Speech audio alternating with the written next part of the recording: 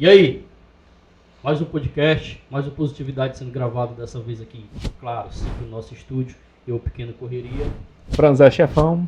E aí a gente trouxe aqui um cara ilustre, que quando a gente fez a nossa agenda, o nome do Sérgio foi um dos primeiros ali, ou talvez o primeiro ou o segundo que apareceu na nossa relação, porque a gente sabe da capacidade, da hombridade e da importância que tem de trocar ideia com o Sérgio e de muita gente que precisa ouvir o que ele tem para dizer. Então, a gente trouxe aqui o filho da Dona Gonçala para trocar ideia conosco. Pô, só falar, Dona Gonçala é uma figuraça, viu?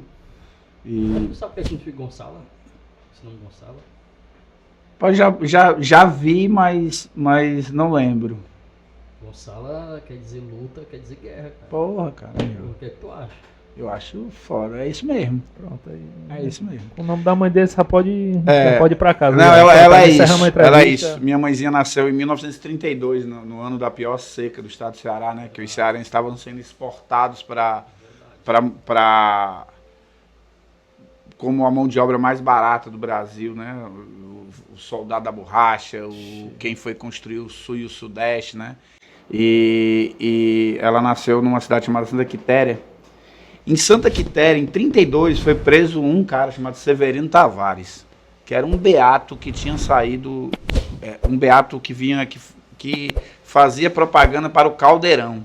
Ele foi acusado de ser comunista. Ele foi... Então, poucas pessoas também conhecem a história do Caldeirão.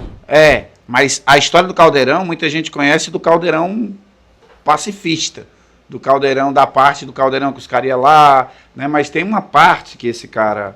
Severino Tavares está ligado a essa história, que é a resistência do Caldeirão lá. Meteram o cacete na polícia que ia lá roubar e esse cara, Severino Tavares, estava o Beato. E depois esse cara não morre no Caldeirão, esse cara vai para a Bahia e na Bahia ele constrói uma outra comunidade chamada Colher de Pau. Então assim, os cearenses, cara, se você pegar aí, eu não sei se o Severino era cearense, né?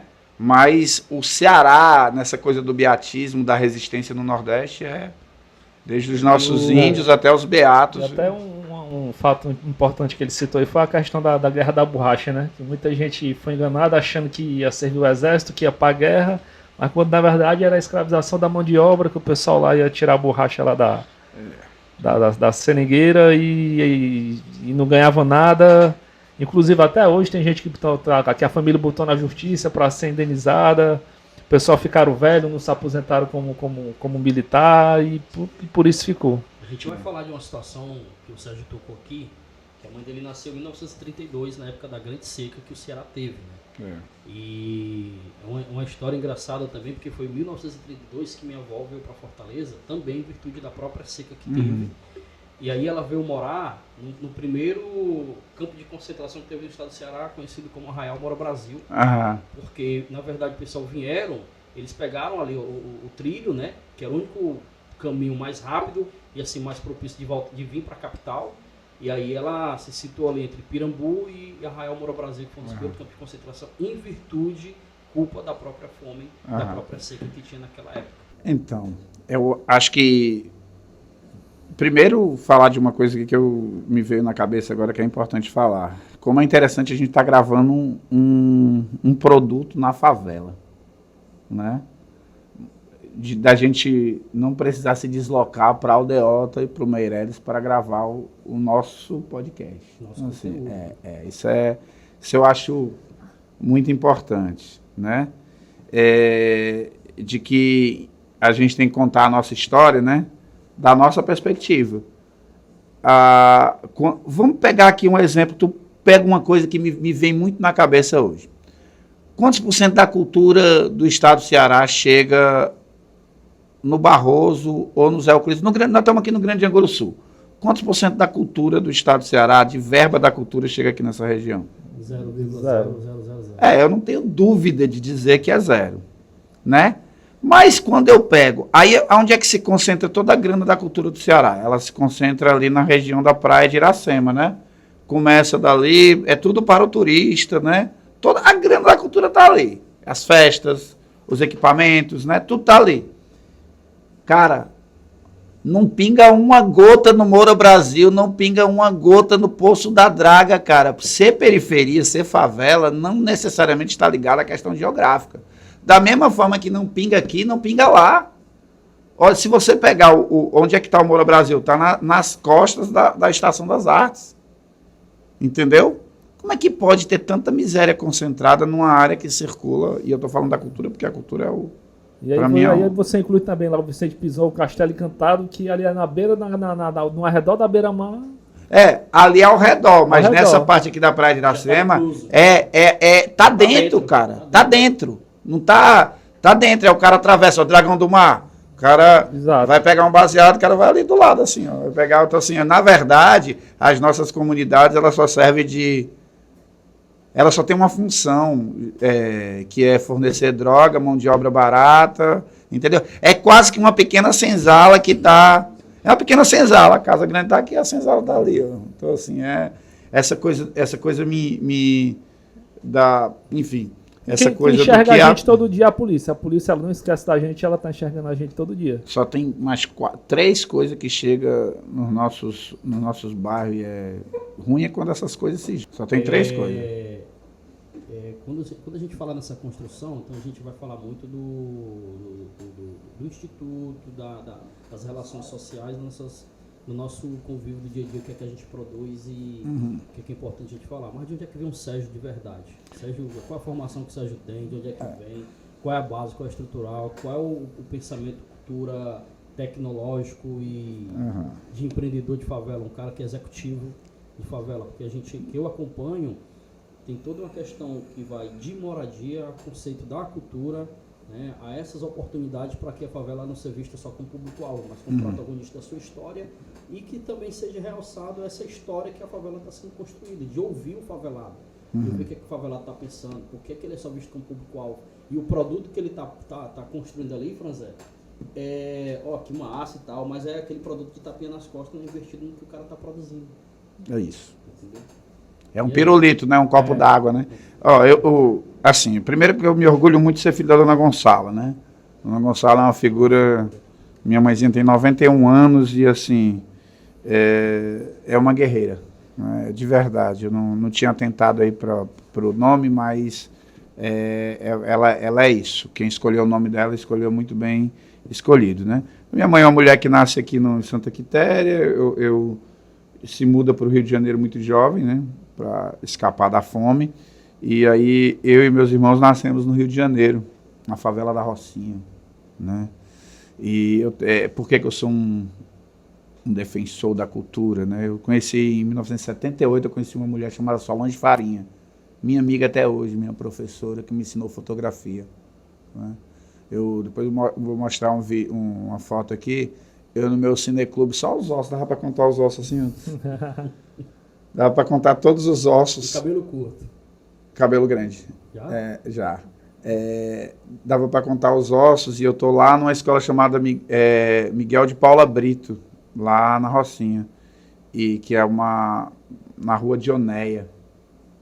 E lá eu tive acesso a um debate de cultura muito cedo, 8, 9 anos de idade. O que eu acompanhei ao longo desse tempo? Todos nós, de alguma forma, trabalhamos nessa área. Eu trabalhei com fotografia há muito tempo, meu irmão trabalha com fotografia, minha irmã trabalhou com fotografia. Engraçado, as pessoas mais novas da minha família também trabalham com cultura e com arte, fotografia. Eu acredito que isso tenha nascido no momento que a gente teve acesso à arte a primeira vez, né? E aí, mas o mais interessante, que não é nada de se orgulhar, mas todos aqui que estão nessa sala, a maioria jovens negros, homens negros da periferia, sabem do que eu vou falar. É a quantidade de amigos que nós perdemos, que os nossos amigos... Não dá para contar os nossos amigos que morreram ao longo do... Né? Então, é um caminho traçado. A nossa melhor parte da juventude, ela vai ser exterminada se ela não se organizar. E eu sou um defensor da cultura, né?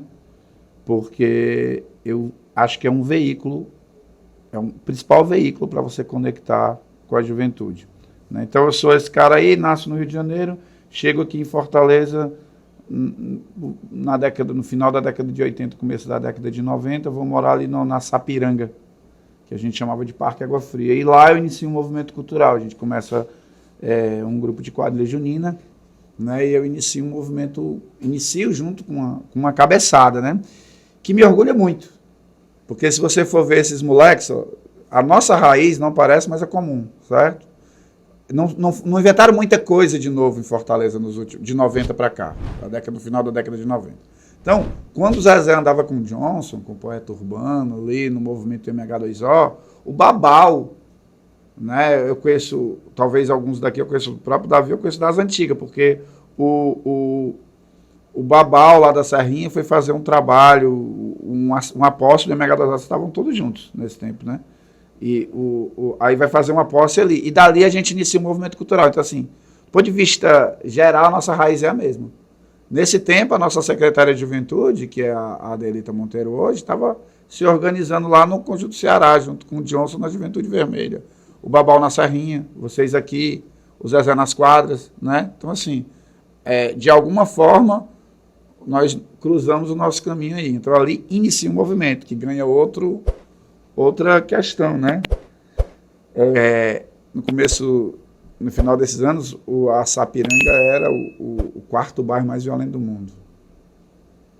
Né? Inclusive, no dia é um marco, porque lá a primeira passeata de paz que tem em Fortaleza também é. Então, assim, também aconteceu lá no dia 19 de março de 2015, noticiado pelo jornal de uma forma completamente atravessada. Está tendo paz ali, está tendo paz, ninguém sabia o que era, né? Mas aí foi uma mudança na cidade que acontece ali naquele período. Então, eu estou ali. Dali a gente surge um movimento cultural numa praça.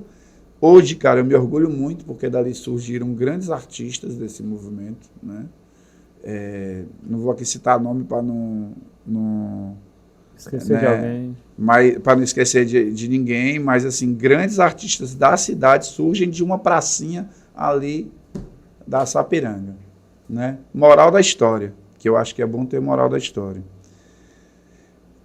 Se você der condição, cara, para qualquer jovem, uma parte vai para o crime. Não tem como, porque é uma força de atração muito pesada. Outra parte vai para a igreja, neopentecostal, porque é uma necessidade. Agora, a parte que você conseguir organizar, cara, ela vai fazer podcast, ela vai fazer CUFA, ela vai virar secretário, ela vai virar um negão potente que nem o Zezé, que nem o Léo, que nem outras figuras aí, né? Ela vai virar potência, porque teve uma coisa que é fundamental, oportunidade. Não é muito, viu? E nesse ano de 2015, 50% dos forró de favelas eram todos situados ali na Sapiranga. Que era o forró do Bio, que era lá no Muro Alto, o Piu Piu, o forró do Alecrim, tinha lá o forró lá do lado do Jean, que era lá no campo. Praticamente ele só naquele pedacinho tinha 5 forrós. E Fortaleza todo ia pra lá. E Fortaleza todo ia pra lá. No momento de 2015, que era justamente 2015, nesse movimento de paz. 2015 surge um círculo virtuoso, né? Quando você tem a paz na cidade, a cultura arrebenta na cidade. Todo canto que você ia tinha festa. E assim, parecia que dava assim, para entender que era melhor uma cidade de guerra, porque quando a cidade se faz a passeata, que diz que é um movimento de paz, aí não, então as facções que estão promovendo a paz, na verdade todo mundo está cansado de violência, todo mundo quer a paz. Mas é que parece que para o poder público, para a polícia, aquilo ali era uma afronta muito grande e as pessoas quererem paz. Na verdade,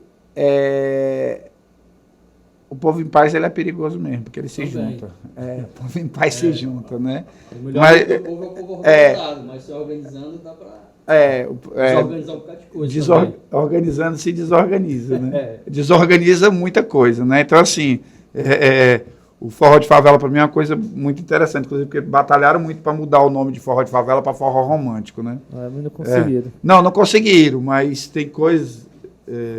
Tem um exemplo aqui, quando o Conde do Forró... Que é o Conde do Forró, né? Era um cara que não era muito aceito pelo pai, um empregado doméstico, explode, né? Mas quando o Conde do Forró explodiu, foi interessante, que teve uma festa lá na Praia do Futuro, que era outra banda que ia, né?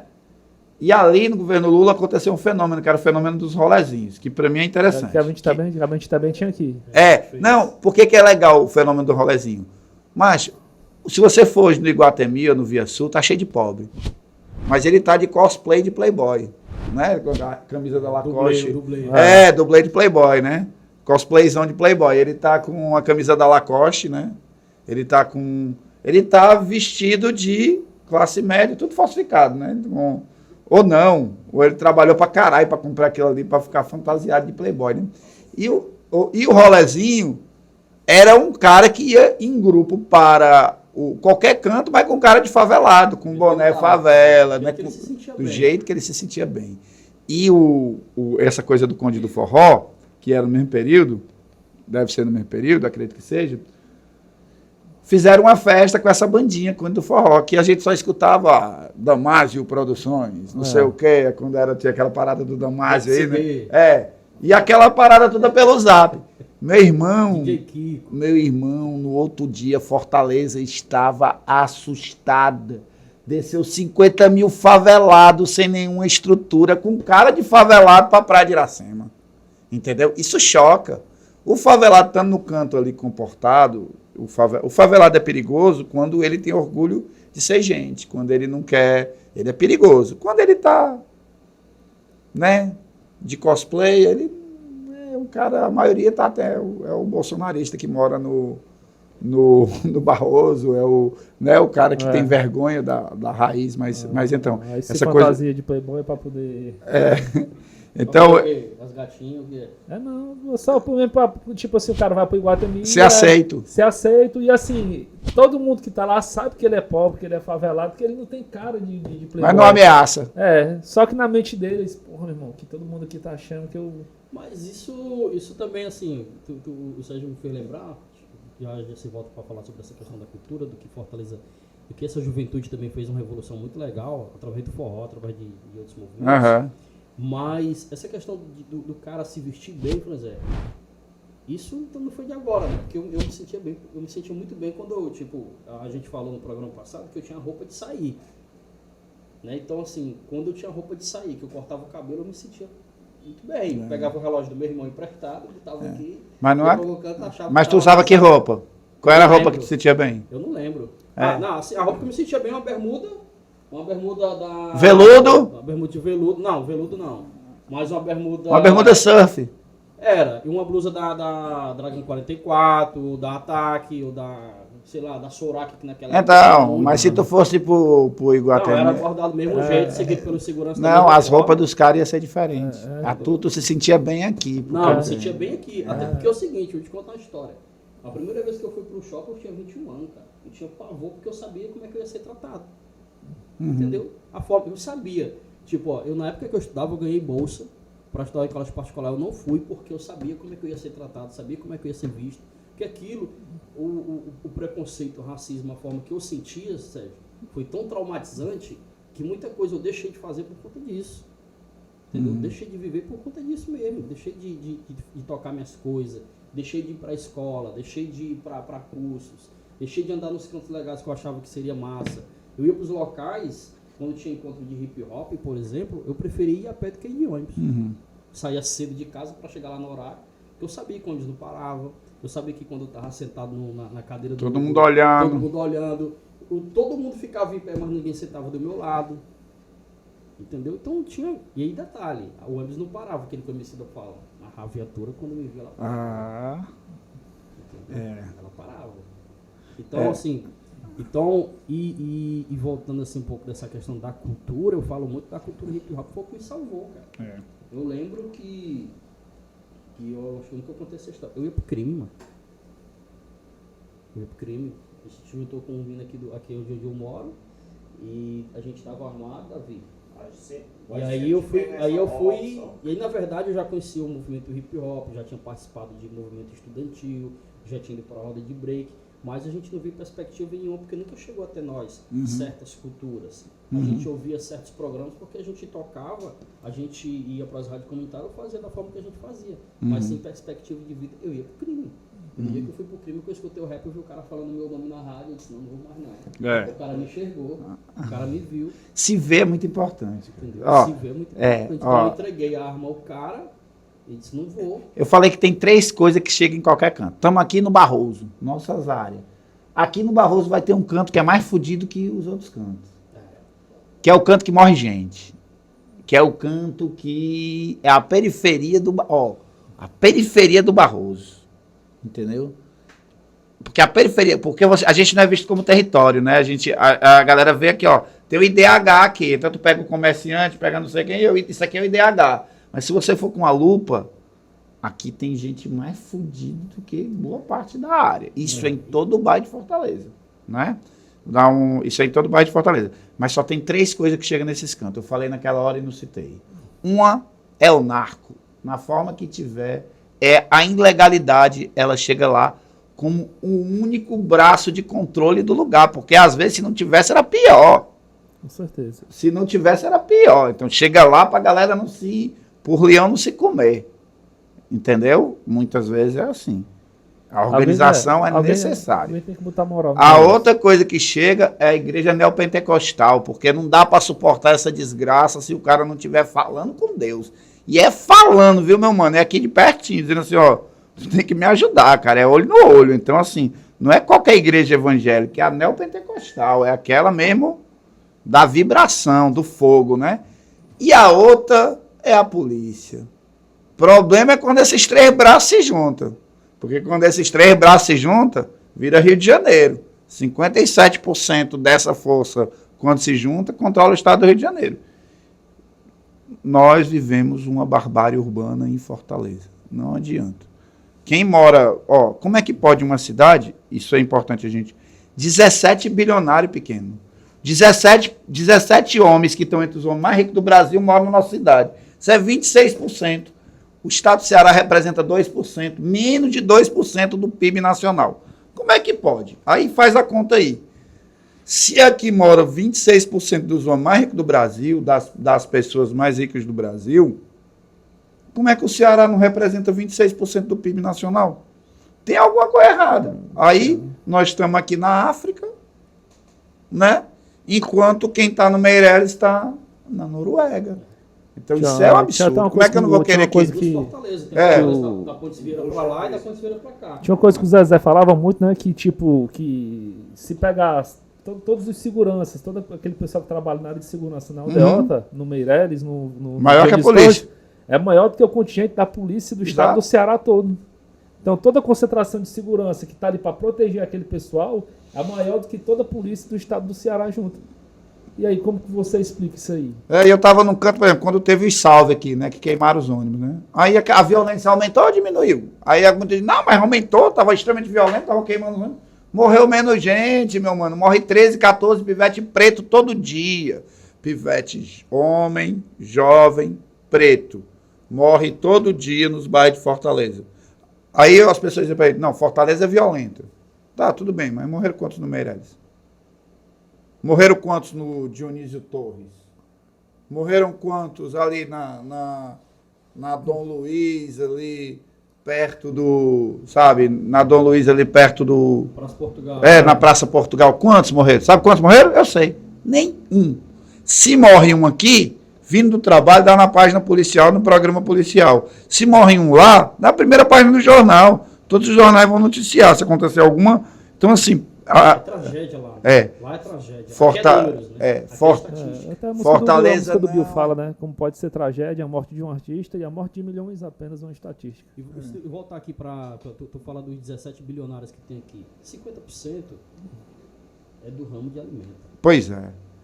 E nós temos um estado que você tem um número grande de jovens, de família, com segurança alimentar imensa. A gente passando fome.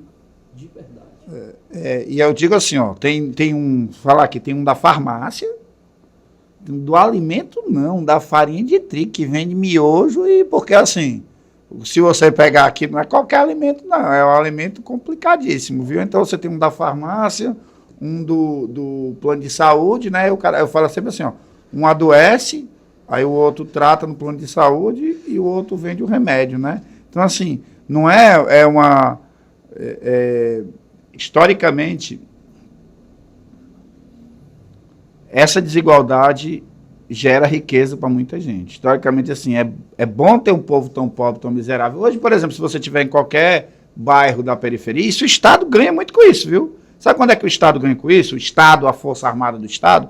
Se nós estamos agora, tem um problema em qualquer conjunto habitacional, tem um problema do lixo, como já aconteceu lá no Orgulho do Ceará, o cara vai para a rua, fechar a rua, a negada diz, facção.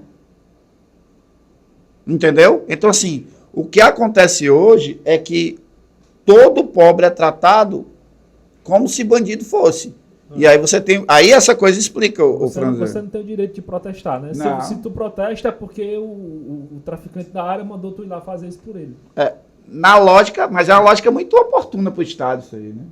É uma lógica muito oportuna para o Estado você ter um povo que fica comportadinho no lugar dele, né? Tinha o Hélio Luiz, né? Um secretário de Segurança do Rio de Janeiro, vocês já ouviram falar desse cara? Tem um filme. Até indicar esse filme para nós é imperdível, chama Notícias de uma Guerra Particular. Que é. Assistiu? Sim. Então pronto, então você sabe do que eu estou falando, né? Ele fala como é que pode o cara ganhando tantos reais ali no prédio, ali na favela dentro, o cara não se organiza, não sai para cobrar direito, não sai para cobrar nada. É muito bom. Então eu faço polícia, eu faço papel de prender pobre na favela e deixar ele lá dentro comportadinho, calado. Ele fala isso no filme. O Rodrigo Pimentel foi o contraponto disso, né? É. Ele fala disso. Na época lá, né? Depois, na época o Rodrigo era um jovem, né? Que o cara pergunta assim, você matou alguém? Eu mato todo dia. E eu não vou mentir. Chego em casa, lavo a mão, vou jantar. De boa. Vou deitar com a minha esposa porque eu estou fazendo o meu trabalho, ele fala, né? Então, assim, E aí aquela realidade do Rio parece que está muito distante para a gente. Não é a realidade de Fortaleza. Porque hoje morre mais gente em Fortaleza do que no Rio de Janeiro. Exato. Morre mais gente em Fortaleza do que em São Paulo. Os caras aqui em Recife, eles fizeram um documentário bem parecido com Notícia de uma Guerra Particular, que era o Pequeno Príncipe contra as Almas Cebosas. Lembra desse documentário? Lembro. Os caras que falavam do hip hop, mas falavam de uns matadores que tinham na região do Coelho, a região... Aham. Que era... Porque tinha um imaginário que a violência que existia de droga, de contrabando, de armas, etc., era só no eixo Rio-São Paulo. Aham. Mas o cara queria dizer que não era só ali.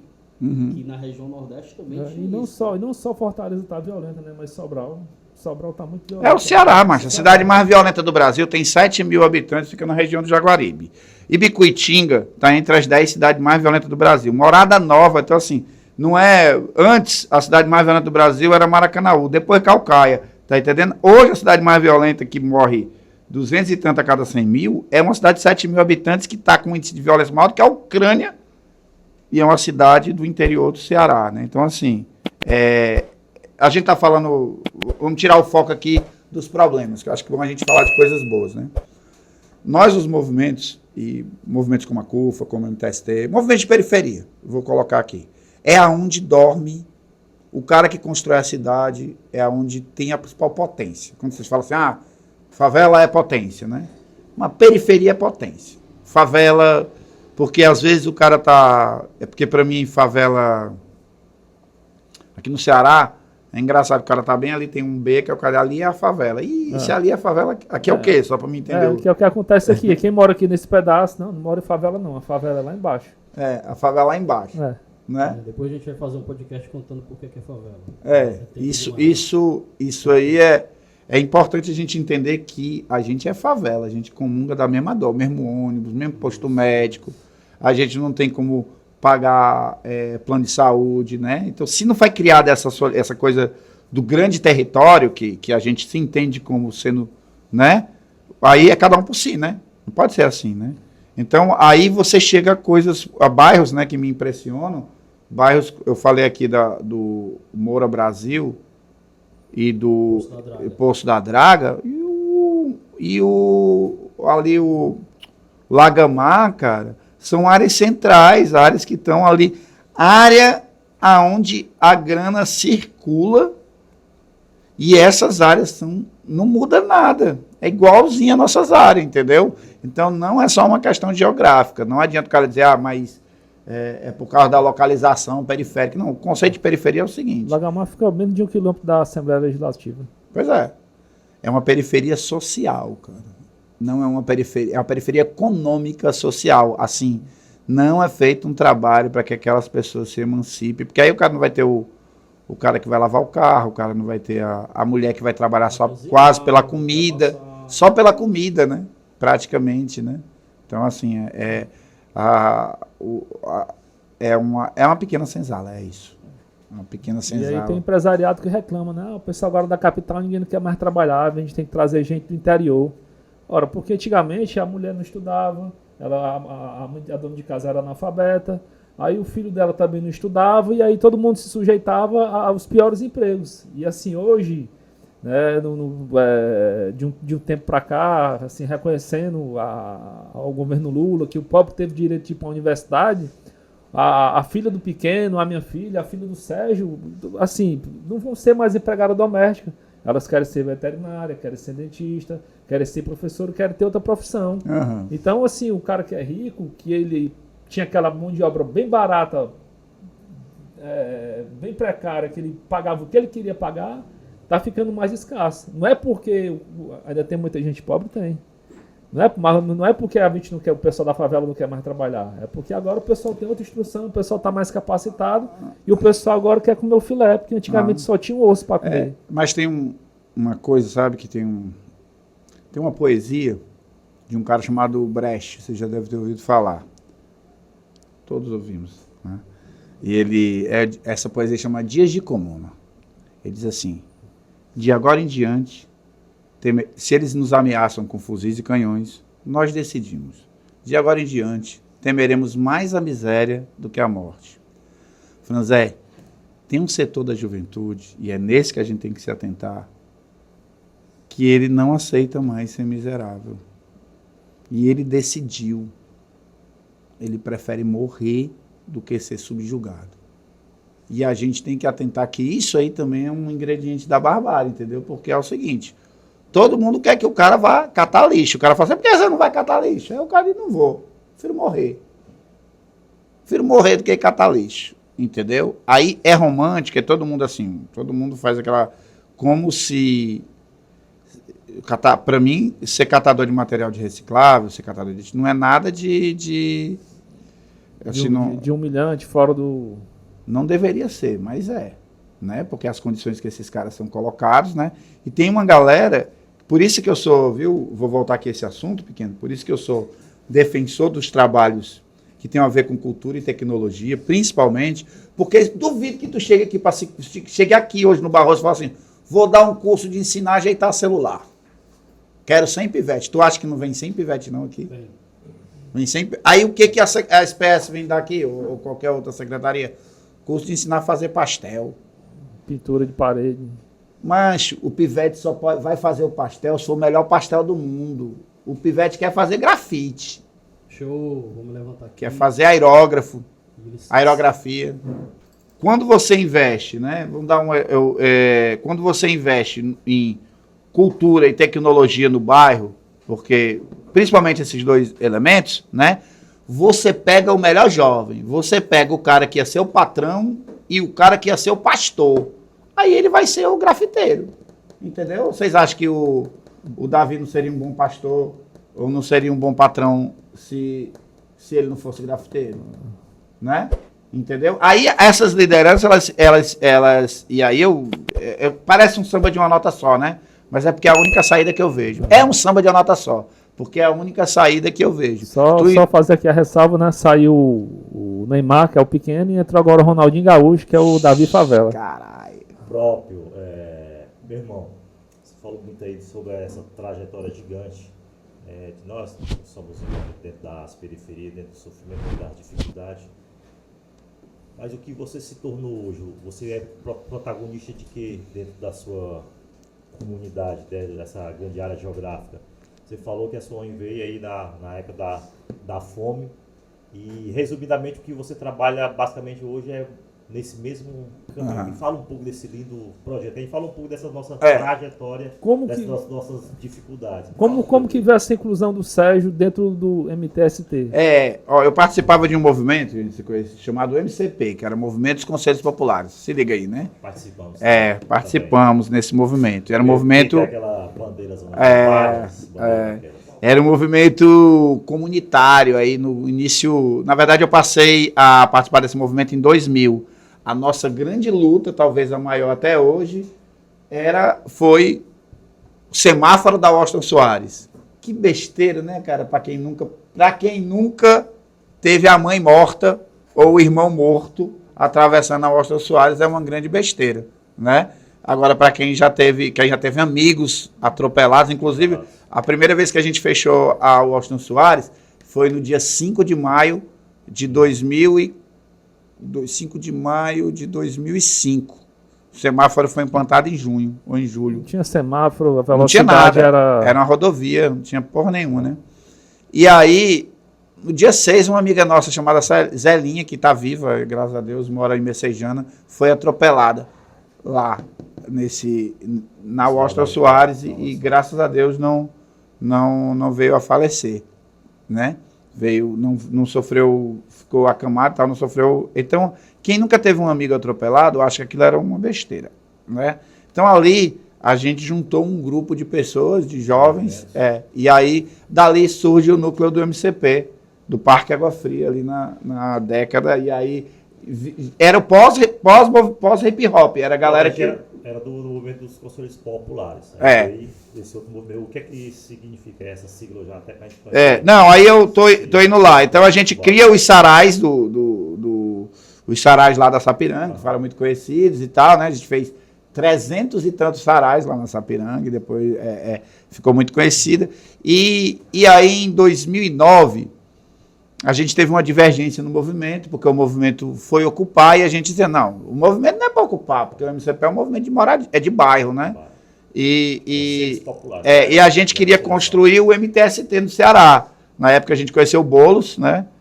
O Boulos bem maguinho velho, lá no Fórum Social de Belém, e a gente falou, não, a gente está decidido a manter o MCP, mas construir o MTST. Quando o MCP ocupa, aí ele falou, não, porque você não é outra coisa, né? É outra coisa. Aí a gente pegou e saiu do MCP e fundou o MTST. A gente fundou o MTST, mas a gente não fez uma grande ocupação. De 2009, diga-se de passagem, foi o ano mais violento da história recente da história do Ceará, 2009, né? A gente não ocupou porque a gente falou, não, tem que se preparar. E aí a gente faz a nossa primeira ocupação no dia 4 de junho de 2014, na Palpina. Qual era o diferencial dessa ocupação? É que não era cordinha, não era o caralho. Nós chegamos lá com 3 mil pessoas, atacamos 3 mil pessoas, e aí o Estado não estava preparado para esse tipo de... O Estado não estava preparado para esse tipo de movimento, né? Sem negociar, arrancamos lá as casas que a gente mora hoje no Zé Euclides. Aí quando tu perguntou o que é importante, bicho, quando eu ganhei minha casa, eu tinha 44 anos. Minha mãe tinha 84 anos. Cara, o primeiro quarto da minha mãe, ela ganhou com 84 anos. E o meu primeiro quarto, 84 anos. Com 44 anos. Ela com 84. E eu com 44. Sendo que outros companheiros, teve companheiro nosso que ganhou o primeiro quarto com 18. Olha aí. Com 18 anos, com 22. Então, esses caras que estavam organizados com a gente, né? As pessoas falam assim, porra, mas vocês saíram. Cara, a gente levou uma comunidade que sai de um bairro e vai morar ali no Zé Euclides. Essas 2 mil pessoas que vocês juntaram, eles eram de onde? De quais bairros de Fortaleza? Do mundo. A mesma coisa que a gente falou no programa lá da ocupação lá do Pantanal, que a gente fez a maior ocupação da América Latina em 91 lá. Foi quase 20 mil pessoas ao mesmo tempo. E aí a gente quis chamar de todo mundo, como ele falou, todo mundo. Todo canto, quem estava precisando naquele momento é quem estava lá, realmente. Agora nós ali levamos. Aí eu estava falando, eu sempre falo isso, quando eu comecei a falar, falei assim, não se construiu novos territórios de cultura em Fortaleza nos últimos 20 anos, nos últimos 30. Se você pegar a Serrinha, Conjunto Ceará, suas áreas lá, Pantanal, Barroso, né? Parque Água Fria, que surge lá, né? Bom Jardim, que tem todo um... Inclusive tem um investimento, Bom Jardim diferente dos outros bairros, né? Você ouviu falar de Pronas para lá, porque ela foi um investimento gigante. E Pirambu, que era antes de nós, né? Assim, né? E não surgiu mais outras coisas. Vai lá, tem um monte de coisa assim, mas organizado não tá pingado. Aí a diferença foi que simplesmente boa parte da galera que estava no Parque Água Fria vai pro Zé Euclides. Aí do nada o Zé Euclides, estão produzindo um monte de coisa. Cara, é isso. Se você der condições, a galera produz e trabalha. Agora, infelizmente, é um trabalho pra gente muito pesado, porque quem tem... entre nós aqui e vocês, nós estamos aqui no extremo norte do Grande Angola Sul, digamos assim, e nós estamos lá no sul. Entre nós tem o Cuca. Acho, nosso podcast era para estar sendo gravado no Cuca. Por que que não tá? Por que que não tá? Porque o Cuca é uma ilha de cidadania. Os Cucas são isso. É uma ilha de cidadania. Você constrói ali, fica, encastela ali uma galera, não é crítica a ninguém, são todos esses equipamentos. Não é uma crítica. Aí vira uma coisa que não é para a comunidade. Construtiva essa crítica, não é que seja uma crítica. A gente entende que às vezes tem um equipamento gigante dentro da comunidade, mas aí o problema da comunidade é maior, o problema de território, o problema de acesso à comida, o problema de acesso a diversas outras coisas. E às vezes o equipamento não vem estudado pela comunidade, não foi feito uma visita técnica, um estudo local para poder aquele equipamento vir. Às vezes vem equipamento por um movimento. E às vezes o Estado ele não quer reconhecer esse problema de território. Ele não quer reconhecer. É porque esse problema também é um problema novo. Eu trabalhava com um cara, ele dizia assim, viu, pequeno? Ele dizia assim, Davi, ele dizia assim, tu sabe como é que um corcunda dorme? Ele falando. Ele perguntava, sabe como é que um corcunda dorme? Sabe? Pergunta um corcunda. Tu sabe como é que tu escapou e tu tá vivo até hoje? Tu sabe? Pergunta a você. Nenhum sociólogo vai saber. Porque boa parte dos sociólogos de classe média e tal, dessa galera que tá, não viveria se tivesse no nosso lugar. Não sobreviveria. Muitos nossos não sobreviveram. Por isso que muitos perguntam como é que você vive, rapaz, tô resistindo. Muitos não sobreviveram. Tô aqui, ó. Eu sempre digo o seguinte: fez 13 anos, medalha no peito do pivete. Dificilmente fez 20 anos, medalha no peito do pivete. Fez 30 anos, medalha no peito do pivete. Nem todos os nossos pivetes chegam lá, né? Então, essa galera não entende o que é o território. Quando se pensaram os Cucas, Fortaleza era gangue, era coisa, né? Todo mundo circulava. Os Cucas, por exemplo. Aí você vai lá constrói um Cuca aqui no Grande Angola Sul, todo mundo vai para lá, nós vamos para lá, curtir, ver festa, blá, blá, blá, blá. De repente, em 2015, você tem um corte. 2015, você tem a paz. 2016 para 2017, você tem um problema lá no Acre. Lá na puta que pariu. Que reflete aqui no Ceará.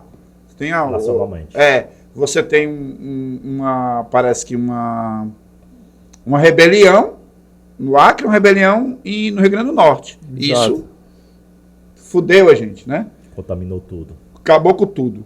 Né?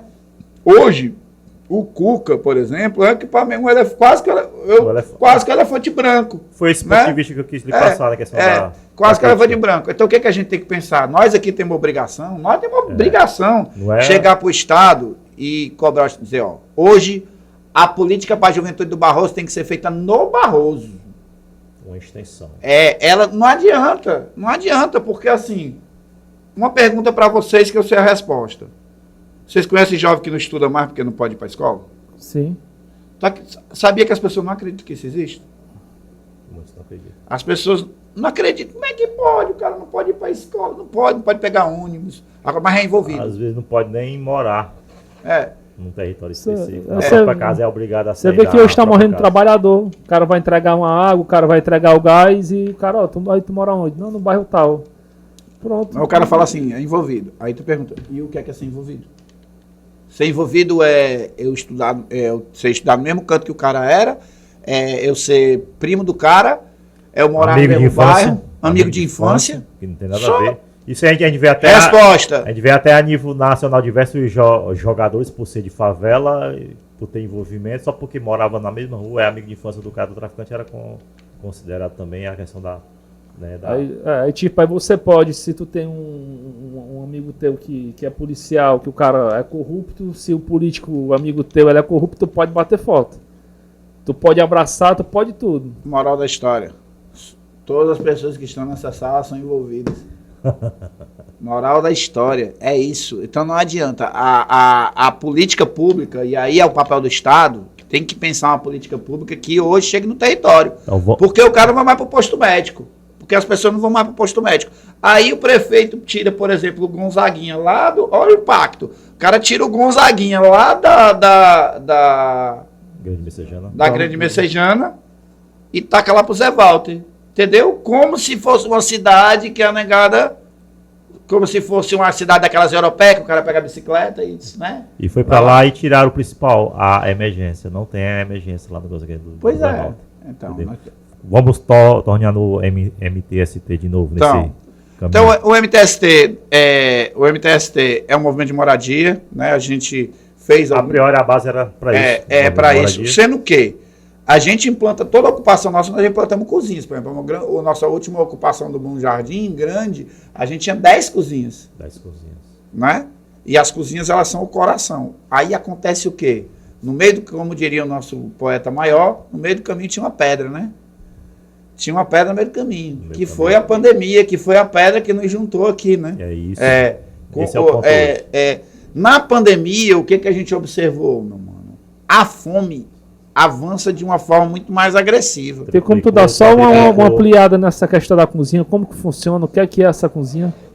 Então, a cozinha lá, essa cozinha lá, você reúne os caras que estão ocupando, as pessoas que estão ocupando, elas se juntam, ajudam com o alimento, você faz a comida para garantir que as pessoas consigam ficar ali, vai para reunião e tal, né? E elas passam a se alimentar naquelas cozinhas da ocupação.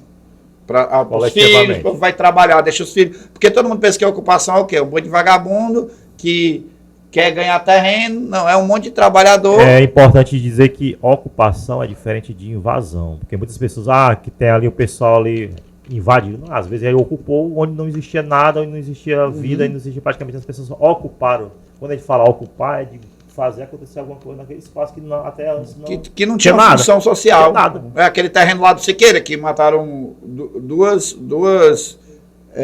mulheres trans, ou duas pessoas, nos últimos, menos de um ano, mataram 2 pessoas. Se aquele terreno lá tivesse cheio de moradia, provavelmente seria muito mais seguro. Aqui próximo tem 2 terrenos que há 30 anos diz que tem um projeto para fazer uma praça, para fazer uma creche, para fazer Vamos ocupar. Nunca é feito nada, mas toda vida que o pessoal vai e ocupa, aí vem a polícia e tira. Prazer, eu tenho um exemplo. Tem muitos pontos de lixo dentro da cidade. Porque aqui normalmente a pessoa, papai, vai lá só limpa, não ocupa.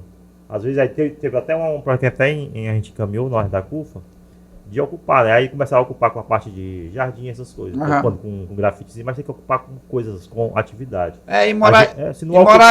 Moradia é um direito. Se só limpar, não ocupar, não fazer nada, nada. Tem que fazer casa pro povo, nem que faça, venda. Se o povo tivesse dinheiro, o povo comprava casa, não é? Comprar casa que nem... Já pensou? A gente comprar casa que nem essa galera da cervejaria compra cervejaria, ganha água, a energia, o terreno, né? As pessoas pensam que... Se a gente for abrir esse baú, esse par de Pandora, vai... Então continua, dentro das cozinhas, né? Essas cozinhas funcionam para garantir que as pessoas estejam, seus filhos estejam lá e tal. Alimentar ali. Naquela ali. Só que o que aconteceu? Na pandemia, nosso povo da ocupação estava sobrevivendo e o povo trabalhador fora da ocupação, que já tinha casa, estava perecendo de fome. Tava, né? Então aí vocês começam um movimento de arrecadação, a gente começa o movimento de arrecadação. Lembrando que foi aqui, começou aqui no estado do Ceará e se expandiu a nível nacional. Vocês começam um movimento de arrecadação que deve ter sido o maior do Brasil, né? E a gente tinha uma experiência de cozinha territorial numa cidade chamada São Gonçalo, no Rio de Janeiro. Essa cozinha, ela foi criada no movimento baseada no que são os comedouros da Argentina, que é um modelo parecido com o nosso, bancado pelo governo na Argentina.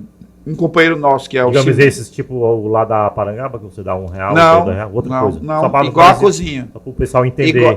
Igual a cozinha, que é o quê? A galera da comunidade se junta, faz a comida e a galera, os vizinhos vão lá comer e tal. A gente fez isso no Fórum Social Mundial de Porto Alegre. Pois é, justamente. O panelão lá, esse panelão, me lembro. Então, esses comedouros na Argentina, o cara que inclusive hoje é o secretário das periferias, que é o Simões, esteve lá com uma galera do MTST, falou, vamos implantar isso. O Simões coordenava em São Gonçalo, essa galera Aninha, companheiro que inclusive que constrói o MTST com a gente no Ceará, nessa época eles constroem lá em São Gonçalo, no Rio de Janeiro. E aí a gente resolveu criar uma rede de cozinhas fora das ocupações. E aí surge vários modelos de cozinha, né? Dentre eles, o que a gente chama hoje de cozinha solidária. O que é a cozinha solidária? É um ponto muito pequeno, pode ser o tamanho dessa sala aqui, muito simples, que produz ali de 150, de 100 a 200 alimentações, é pouco. Diárias, muito pouco. Muito pouco e muito quando isso é colocado em escala, né? Uhum. Você tem ideia, a nossa cozinha entregou agora número de 50 mil refeições, sem receber 1 quilo de arroz do Estado, né? 50 mil. Com uma expectativa de população de ampliada mais do que de 200? Não, mil a população lá do Maria Tomás, 5 mil moradores. 5 mil. Mas aí atinge... impacta, vem quem quer, né? Não tem uma... E aí, o que é a cozinha solidária? É um espaço simples, que produz dentro da comunidade, que não faz comida para entregar no outro canto, que às vezes o cara está aqui no Barroso, aí o cara fala assim, estou pensando em fazer comida para distribuir em algum canto, aí pega a comida que vai distribuir para a população que está lá não sei aonde, sendo que aqui do lado do casa dela tem alguém que ninguém vai ver, que é a Dona Maria, eu sempre falo da Dona Maria, que ela está em cima da cama, morrendo de fome, só que a porta está fechada e ninguém vê. E nenhum playboy, e nenhum barão, e nenhuma igreja da classe média vai encontrar a Dona Maria. Quem vai encontrar a Dona Maria quem é? É o pequeno. É quem já está o franzé, no território. Entendeu? Quem vai encontrar vocês conhecem. Até porque eles não conseguem vir atrás de identificar, até por causa do problema dos territórios, até medo. Porra, que aquele bairro ali é perigoso. Eu não vou lá, vou lá ali no sinal que é mais fácil, eu jogo ali a comida pronto. Se eu fosse a Dona Maria. Por isso que nas nossas ações, a gente optou por colocar as mulheres, porque as mulheres conseguiam identificar muito mais dentro dos territórios. Isso. Que o pequeno falou, porque realmente as mulheres conseguiam identificar. As mulheres, o chefe de família, os pais saíram, as mulheres que ficaram em casa com os filhos, com os netos, e elas que identificavam bastante a questão de quem realmente estava precisando de alimento naquele momento. Sem dúvida, quem está em casa é a mulher. A principal vítima da fome, nossa cozinha, a prioridade é as mulheres. Para poder dar para os filhos. Esse é um exemplo clássico. Nossa cozinha, a prioridade é as mulheres, certo? A mulher, ela está com as crianças. Geralmente, não é a mulher velha, é a mulher idosa, que é a mãe da mãe, que ou a mãe está presa, o filho está preso, ou a mãe está trabalhando. O pai, ele não está. Ou ele está preso, ou ele está trabalhando, ou ele morreu, ou ele está na igreja, viu? Porque às vezes ele está lá, mas não está lá, né? Quem está segurando a parada é a mulher, e é a mulher idosa. Sim, se você for ver é a avó. Eu acho que 70%, né, pequeno, nós fomos todos, pela uma certa parte do nosso tempo, fomos criados por nossas vozes. Foi. Que é tipo a minha mãe, depois que eu fui ficar com a minha mãe voltou a trabalhar e eu tive que ficar com a minha avó. E a minha mãe passava 20, 30 dias trabalhando em casa de família. Hoje atualmente tem quantas cozinhas? Hoje, tá chegando, vamos lá. Então, hoje, a gente desde que abre a primeira cozinha do Ceará, a gente coloca, tem que virar política pública. E essa foi a nota de uma nota só. Clássico. Tem que virar uma política pública e tal. E aí, o primeiro cara, quando a gente inaugurou a cozinha do Maria Tomásia, veio o Hilário, teve lá, que era o secretário, né? Ele falou, fez um programa, a gente, lá no jornal tá assim, cozinha solidária vai virar política pública, né?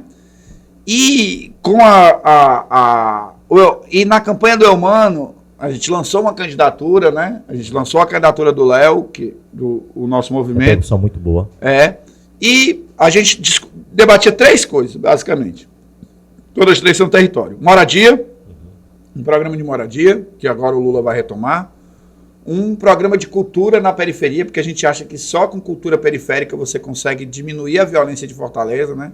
Que é teto, paz e pão, né? Que é um programa de cozinhas solidárias, sendo que, e aí algumas pessoas vão dizer pra gente assim, não, mas com cozinha solidária você não vai acabar com a fome. E quem falou quem falou que a gente acredita que a cozinha solidária acaba com a fome? Ela acaba com aquela fome extrema, né? Emergencial, porque aí o cara fala assim, não, mas você tem que dar a vara pro cara pescar. Aí eu digo assim, e se o cara não aguentar nem segurar a vara? né? Se tiver com tanta fome que Consiga, né? Então, assim, a política de cozinhas solidárias, que agora, você perguntou, até há bem pouco tempo a gente tinha poucas. Agora a gente vai ter 1.000. Você tem dúvida que os vereadores estão tudo agora dizendo, vou abrir uma cozinha aqui no meu bairro. Já deve ter um vereador aqui que vai... Consigo. Né? Agora, porque você tem uma política, né? Olha, o importante é que vai ter e que a comida vai chegar. Isso pra gente é importante. Também porque tem... A gente vai chegar nesse ponto agora, vou só fazer uma troca de bola aqui, que o parceiro pequeno vai vir voltar por aqui, eu vou trocar com o Franzé e o Franzé... Pronto. Tem um rodízio, é igual voleibol, né? Há uma preocupação, na verdade, você não politizar a fome, você não politizar. E não usar essa política pública que vai ser colocada agora, a partir da experiência da Cozinha Solidária, a partir do MTST, né? A partir dessa situação emergencial, para transformar essa política pública de fato que chegue, mas não tem a padrinho, que tem a dona, que não sei o que os caras venham e tomam conta. Mas assim, de entender, Sérgio, como é que a gente pega essa experiência que você tem lá, de distribuir 50 mil quentinhas, com a experiência que a gente tem da CUF, que a gente também distribuiu muitas toneladas de alimentos, mas que isso não... Tipo, claro, ninguém fez isso para ser reconhecido, para ser o quê?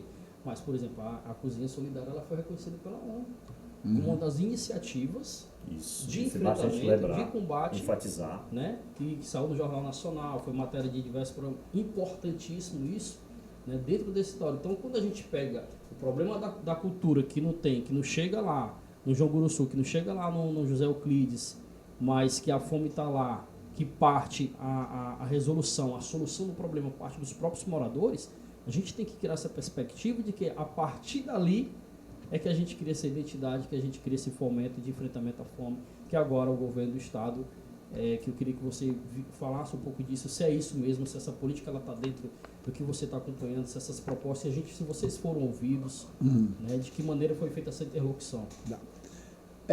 Todos os movimentos a maioria dos movimentos foram ouvidos pelo governo, né? Mas a gente acha que além de ouvido, a gente tem que ser organizado e além de ouvido, a gente tem que ter ouvido junto, né? Tem que conversar para você ter para você chegar a um modelo. Eu considero que a política pública do Ceará Sem Fome, né? Ela é uma boa política. A forma que foi feita, né? Por que eles fizeram? Eles se basearam mais ou menos no nosso modelo, né? A forma, que é um modelo simples, barato e que tem uma perspectiva, tem uma ambição de não ser apenas um canto que distribui ou entrega comidas. Na verdade, assistencialista, isso? Não, por que não é só entregar comida, né? Porque o Estado, eu falei, tem 3 coisas que não estão nos cantos mais fodidos, né? Que só tá esses 3 cantos, né? Que é a violência, a criminalidade organizada, a igreja evangélica neopentecostal e a polícia. Assim que o Estado chega, né? Se eu monto uma cozinha solidária, vai pintar o primeiro problema. Sabe qual é o primeiro problema? O cara vai chegar para tu e vai dizer, pequeno, mas eu quero que tu entenda que tu não vai ter como entregar comida para essa galera que eles não têm documento. Aí tu vai dizer, bicho, eu quero que tu entenda que isso é problema teu, não é meu não. Como é que alguém não tem documento? Então você vai ter um outro problema que vai surgir lá na frente. Vários outros problemas. Um deles é esse. Muita criança, cara, aqui no Barroso é invisível. Já pensou se a mãe e o pai do cara, geralmente o cara é envolvido numa parada, a mãe acaba se envolvendo, e o pivete? Pivete não existe, mas como é que uma mãe e um pai que é procurado, que tem um problema, essa criança não existe, entendeu? E as crianças não vai comer não, se a gente abrir uma cozinha aqui no Barroso? Claro que vai. Com certeza. Claro que vai, né? Então, esse é um nó, né? Então, assim, o modelo de cozinha, que a gente implantou, inclusive o Eumano ontem falou isso, mas o Sérgio falou na entrevista que tem que ser desburocratizado. Tem que ser desburocratizado. Porque nós estamos falando de fome. E tu tem que ver também que quem distribui comida aqui é a Dona Maria, a mulher que vocês conhecem aí, que faz a parada aí. Se eu não invisto nela, entendeu? Que já está fazendo um negócio, e vai aparecer um cara, não sei de onde, com o CNPJ top, com não sei quantos atestados, não sei de quê, e esse cara vai ocupar o lugar dessa mulher, tá errado. Então, nesse ponto de vista, política é muito boa.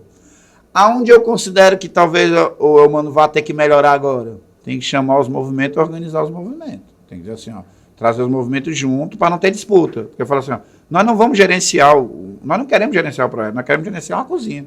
Entendeu? Nós queremos gerenciar algumas cozinhas. O projeto é problema do governo. Até porque o modelo, a forma foi vocês que criaram. Nada como justo como vocês. Né? Aí as pessoas falam assim, mas tem vários modelos de cozinha, né? Tem vários modelos de cozinha. Esse modelo é o modelo que o Estado implementou. O modelo que a gente, né, compra no bairro, direto, pouco recurso. Né? Bom, fomenta tudo. Há 6 dias atrás, uns 6 dias atrás, 5 dias antes de apresentar o projeto do Ceará, o Boulos apresentou um projeto de cozinhas solidárias nacional. Antenado. É um projeto, esse projeto de cozinhas solidárias é para que você propicie, se monte cozinha solidária em todo o Brasil, né? E sendo que o projeto contra a fome, Pequeno e Davi, uma grande movimentação contra a fome, ela não pode ser baseada só em cozinha solidária. Sabe? Cozinha solidária é importante, como tem que montar. Acarreta alguns problemas que também acarreta alguns deveres, que não é só um. Pode partir desse ponto, mas esse ponto tem que interligar diversas Tem que interligar. Inclusive, eu tenho que qualificar os pivetes nas áreas ali em volta da cozinha. Eu tenho que incentivar, desenvolver a economia. Transformar ele não em um cozinheiro, mas sim em um Masterchef. Fazer com que aquela transferência de renda que está acontecendo aqui, que ela sirva para potencializar a economia local, né? Algumas coisas devem ser uma crítica que vocês já sabem muito, né? E com certeza quando você fala em empreendedorismo, não é? Meu amigo, o cearense vende tudo, tudo, entendeu? A nossa galera se vira para trabalhar, vender coisa, fazer qualquer parada é necessário. Às vezes o filho da classe média que critica isso aí, né? O cara surgiu, o pai dele era funcionário público. Ele acorda de manhã, abre aqui, tá num quarto, não é? A mulher ali fazendo. Ele não entende que nós aqui, para sobreviver, tinha que vender adesivo na escola, tinha que vender din-din, picolé. Quem fez faculdade na feira da Parangaba, quem vendeu galinha de porta em porta, quem vendeu din-din de porta em porta. Pois é. Expert nisso. Também vendi din-din. Veio parte da minha vida vendendo din-din, vendendo pão, salgado, entendeu? Assim. Então, a economia do bairro requer que o cara aprenda a negociar, né? Sendo que nós não podemos só ficar vendendo din-din, entendeu? Nós não podemos. Nós estamos aqui numa área que o Ceará recebe o maior número de turistas dos maiores números de turistas do Brasil, né? Então aqui e isso. Tudo é voltado para esses caras. Por que não chega nada aqui? As hotelarias foram até lá em cima. Nós tivemos uma experiência muito constante. A gente passou praticamente 3 anos, o Franzé fazer essa coordenação da logística em si de entrega de cesta básica. Só no Ceará a gente conseguiu entregar para mais de 300 mil cesta básica física, para mais de 20 mil cartões, que é a distribuição de renda, cartões Vale Alimentação, onde a gente entregava, fazia o cadastro da mãezinha ali, a pessoa receber durante reconhecimento facial. 3 meses ou mais, e cadastrava também um comércio local para poder estar fazendo essas compras, também mais a farmácia. E a gente viu muito nessa questão da necessidade que ou a gente entrega o alimento, ou a gente monta uma cozinha, o que é que a gente faz? Porque quando a gente entregava o alimento, a mãe não tinha um gás. Quando a gente entregou o cartão Vale Alimentação, 80% do cartão Vale Alimentação era gastado com remédio. Por conta dessas mães que estavam cuidando das crianças, que a maioria era idosa. Pois é.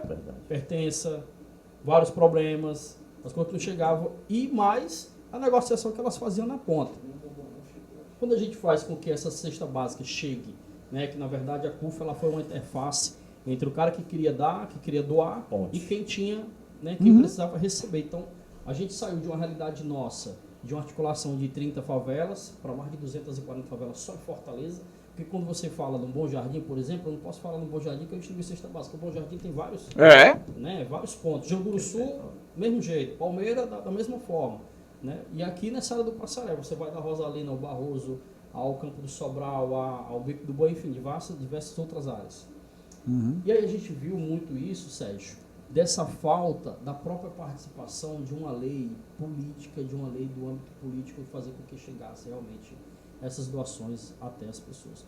Quando a gente ver agora que o governo tem um ponto de vista que na verdade foi uma campanha, foi promessa de campanha também, para fazer com que sanasse essa fome, sanasse essas questões, é necessário sempre ouvir quem fez isso, quem estava lá na ponta, quem participou dessas entregas, como é que você identificava essas pessoas, né? E outra, quanto é que custa hoje uma quentinha, uma marmita, um marmitex, né? Quanto é que está custando? Porque fazer com que chegue realmente lá na ponta, lá na cozinha solidária é importante, mas quem está participando ali, quem está fazendo a entrega, quem está cozinhando, como é que tem um gás, tem todo um ciclo, né? Toda uma máquina, toda uma logística para poder funcionar isso.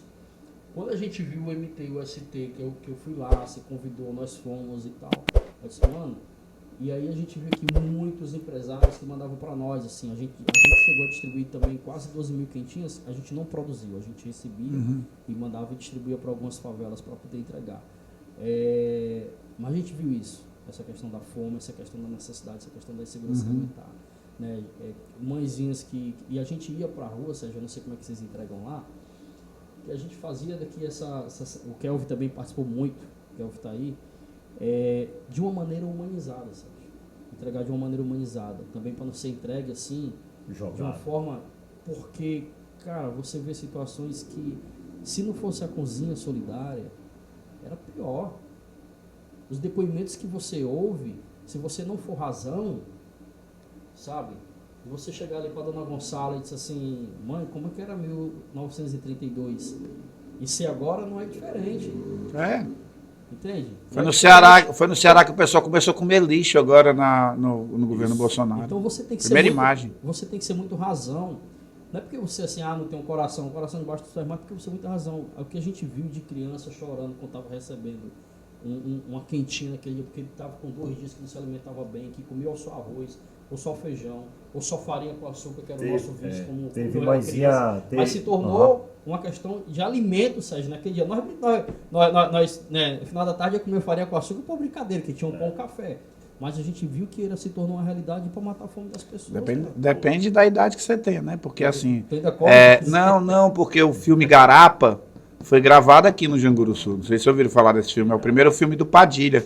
Foi gravado aqui, na década de 90. E aqui a fome...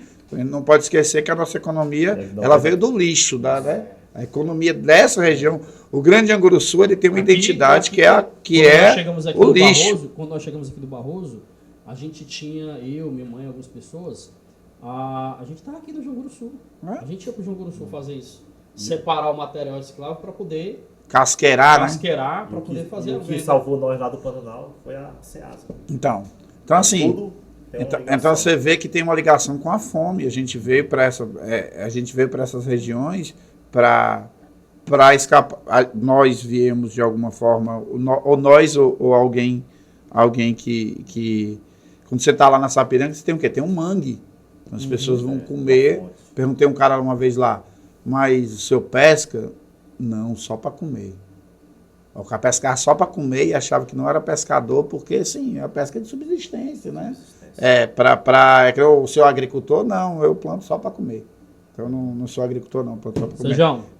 Então, só para finalizar aqui. Também que eu quero fazer, só nós fomos aqui, só para voltar aqui para a questão da cozinha, que eu acho importante. A cozinha é uma tecnologia simples, certo? Para enfrentar a fome é uma rede, não é uma rede. A CUFA tem o papel dela, o Banco Palmas tem o papel dele, o MTST tem o papel dele. Poder público, né? E o poder público ele tem que entender as tecnologias dessas organizações. Ele não pode só se apropriar, porque ele não consegue fazer. Ele não consegue, ele tem que entender as tecnologias e discutir com essas organizações, né? E assim, e a gente entender que esse sistema contra a fome, ele vai de distribuir a comida,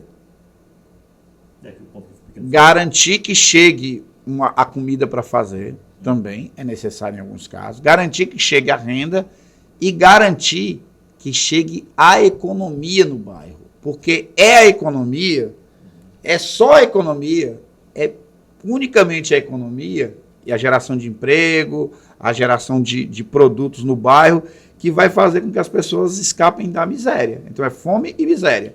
É combater a fome e atacar a miséria. Entendeu? Essa que é a grande sacada. Política pública seria a cozinha, mas que a cozinha seria um ponto inicial para esses outros eixos. Exato. Agora, essas questões de renda, de favorecer o comércio do bairro, incentivar as compras, as escolas têm que comprar nos bairros. Isso garante, ó, porque o cara fala para tu assim, mas, vou dar um exemplo aqui, né? Um exemplo bom. O cara planta lá no sertão. Cara, quem planta feijão, quem planta banana, tomate, é o pequeno agricultor. O grande agricultor, ele planta soja para alimentar porco, para americano e para chinês, né? É isso que ele faz, né? Ele planta, é a monocultura que... Então, quem planta... É o agro chamado, né? E que não é o agro que é pop, né? O nosso agro não é pop. Nosso trabalhador do campo, ele não é pop, né? Então, se você favorece que tem uma feira que saia do campo para vender os produtos direto no Barroso, aí o cara fala, mas o governo vai gastar não sei quanto de óleo diesel para chegar não sei o que, não sei o que. Meu amigo, você gerou emprego num canto, trabalho num canto, fez a comida chegar barata no outro. Entendeu? Então, assim, essas iniciativas, que são essa que está mais longe, mas isso também é uma lógica de combate à fome. Daqui a um tempo, a gente tem a volta das Cobal, as voltas dos bancos de alimento, a volta de produtos mais baratos que são comprados. Sabe por que isso, pequeno? Porque o cara lá no campo, vocês têm parente no interior? Tem, todos nós. Todos nós, mas qual é o interior de vocês? Meu é Tapipoca, São Luís do Curu. Tu? Cascavel. Lá em São Luís do Curu, o cara planta feijão, deve plantar, né? Lá é mais coco, né, essas coisas, mas o cara planta feijão. Aí o cara pega e vende o feijão, sei lá, por R$2 na hora que a safra chega. O governo devia comprar tudo, né? Botar um preço e comprar tudo, né? E guardar. Aí o que o cara faz? Vende por R$2. 3 meses depois, o feijão tá R$8. Ele vai lá comprar o mesmo feijão que ele vendeu, porque ele não guardou. Então, assim, o Estado tem um papel aí, cara. Comprar, segurar o preço, não deixar o preço aumentar muito e não deixar baixar muito, ou então comprar subsidiado do dono do campo. Assim, isso aí é uma política que vai impactar na nossa fome aqui e vai gerar emprego lá, para que aquele cara lá não tenha que vir para cá migrar por conta da fome. Então, assim, a política é uma política complexa, né? As cozinhas solidárias, elas são importantes para acabar com a fome imediata. Inicial. Imediata, mas elas são daqui a um tempo, e que eu acho que é uma evolução que a gente tem que discutir junto, a cozinha solidária pode estar discutindo alimentação para o diabético, para minha mãe, para sua mãe, para a idosa, para não sei o que, uma política de saúde, né? Para os pivetes, nutrição e tal. Então, ela não vai ter a fome extrema, mas vai ter um outro tipo de fome que a gente vai ter que trabalhar. Então, assim, não é uma coisa perdida. Isso é um futuro. Isso é o futuro.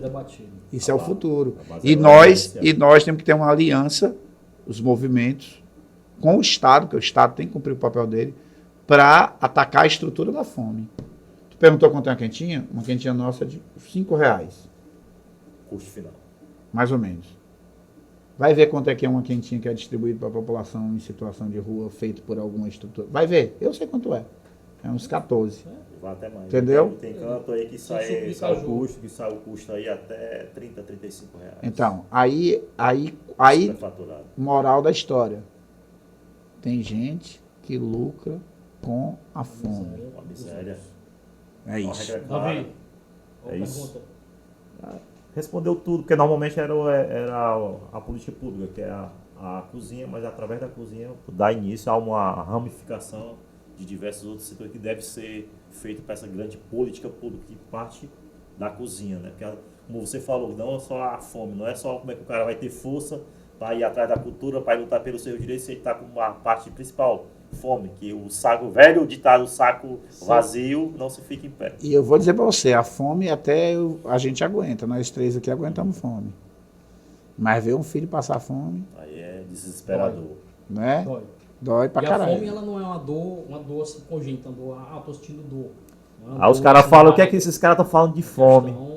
os caras lá de cima, os caras que é criado lá no Danone, igual eu falo pro pequeno, que eu comi pizza nos meus 14 anos, o meu Danone foi com 19 para 20 anos. Aí esses caras estão falando de que dor é essa, fome? Coisas que quase metade da população dos caras ricos nunca sentiram. É porque assim, Gosta do microfone. como diz o Paulo Freire, né? Sua cabeça pensa onde seu pé pisa, né? Cara, a galera não conhece a nossa realidade. É muito fácil falar de mim, difícil ser eu, né? Muito fácil falar de mim, difícil ser eu. Quem mora numa cidade como Fortaleza, que você tem 10 bairros ali equilibrados, boa parte das nossas direções políticas, inclusive, elas moram no eixo, ó. A direção da esquerda mora exatamente onde a direção da direita mora. Então, assim, alguém diz assim, o problema da fome não é político. O problema da fome não pode ser ele não pode ser politizado no sentido de ser usado. Isso. Mas ele é um problema político. Ele é um problema só político, mais nada. Quando quiser, o Eumano disse assim, vou acabar com a fome. Se o Eumano quiser, ele acaba com a fome no Ceará. Se ele quiser, sabe por quê? Sabe por quê que ele acaba com a fome? Eu vou explicar para você. Você sabia que para acabar com a fome do mundo, você só precisava de 7% do dinheiro que se aplica em armas para acabar com a fome do mundo? Então, assim, acabar com a fome, nós vamos acabar com a fome. Eu tenho fé que o governo Lula já acabou com a fome uma vez. Com certeza. Né? E nós somos testemunha disso. Vocês são testemunha de uma geração que passou menos fome, né? São testemunhas. Os filhos de vocês, os nossos filhos passaram menos fome ainda, né?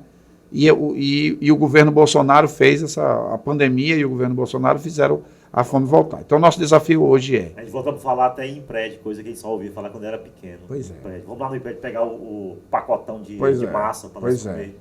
Então, o nosso desafio hoje é ajudar os governos Lula e Eumano a acabar com a fome, politizando, dizendo assim, é obrigado vocês fazerem isso, é obrigação acabar com a fome, é politizado, eu votei em você para você fazer isso.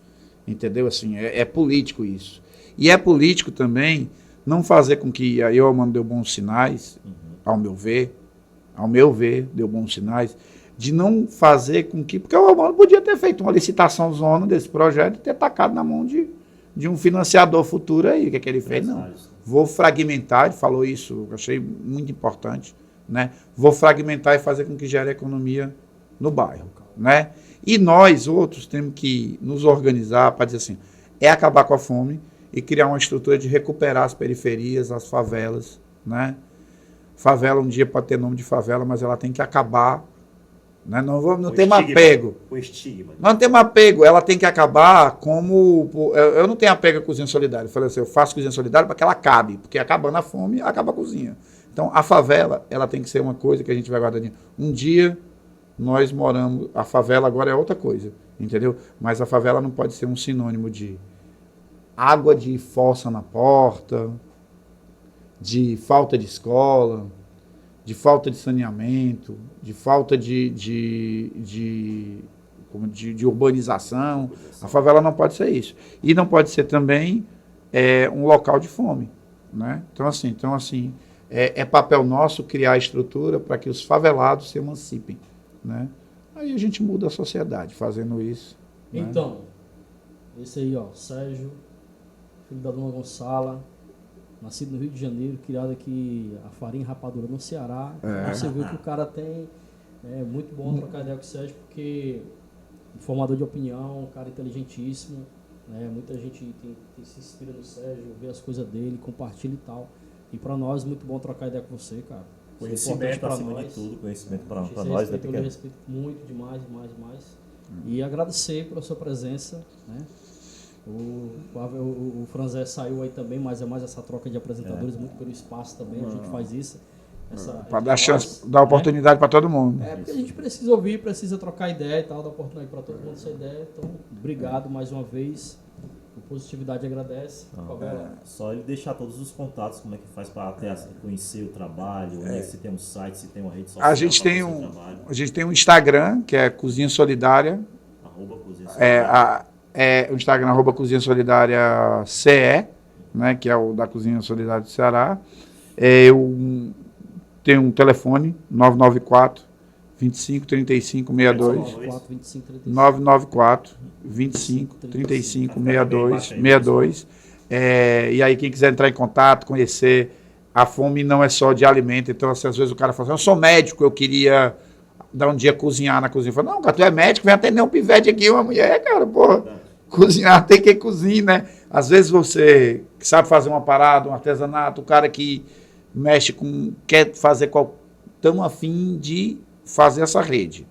Queria agradecer muito, muito, muito, muito. Eu acho que essa troca de saberes, essa troca de experiência, né? Tem muita gente, os caras falam assim, a gente não é doutor, não é PhD, cara. Nós somos. Nós temos a experiência na pele. Cara, tem coisa que a gente faz, tem coisa que todo pivete que sobrevive na favela, ele já tem graduação. Fez 30 anos, é pós-doutorado. Pós-doutorado com 30 anos. Colocar a medalha no peito dele.